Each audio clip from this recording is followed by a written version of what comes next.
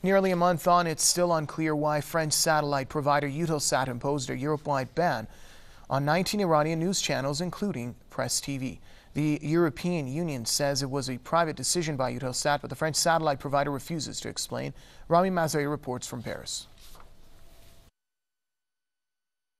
As the push for war in Iraq undeniably proved, the West is accustomed to controlling the news in order to manipulate public opinion.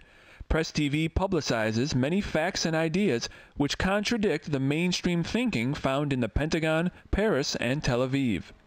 Silencing this independence seems to be behind the decision of French satellite company Eutelsat to ban from Europe all 19 Iranian news channels, including Press TV. It's a censorship so sweeping that it may be a record in television news history. It's not justified. It is an attack against the right to freedom of expression. Personally, I am not astonished because we are in France accustomed to be on the pressure of the so-called Zionist propaganda. I think that it is a preparation to a second Cold War, not only against Iran and against Syria, but also against Russia and China. An EU spokesperson told Press TV that the ban was the private decision of Eutelsat, which has falsely claimed that EU sanctions forced the move. Michel de Rosen, president of Eutelsat, is thought to be behind the embargo, but his company has repeatedly refused to clarify its decision.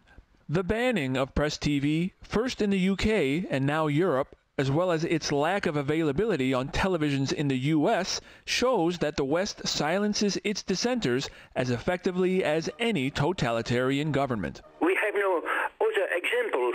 For instance, during the Cold War, we have no attack of this kind. No radio coming from Russia, coming from China, were submitted to censorship, And we are not in a Cold War with Iran. I think that it is a coup d'etat. I mean, it is something under the mask of European Union, this censorship. Western media attention regarding Eutelsat's decision has been almost non-existent. Nearly all Western press freedom organizations have failed to take up the cause as well, even though their reputation rests on being above politics. That adds another layer of hypocrisy to an increasingly dishonorable affair. Iran is not the first victim of Eutelsat censorship. In January, as described by WikiLeaks, Eutelsat dumped Kurdish Raj TV due to Turkish demands. In 2008, Eutelsat dropped a Saudi opposition network. There have been similar cases involving Lebanon, Georgia, and others. Many should be asking, who will be next? Ramin Mazaheri, Press TV, Paris.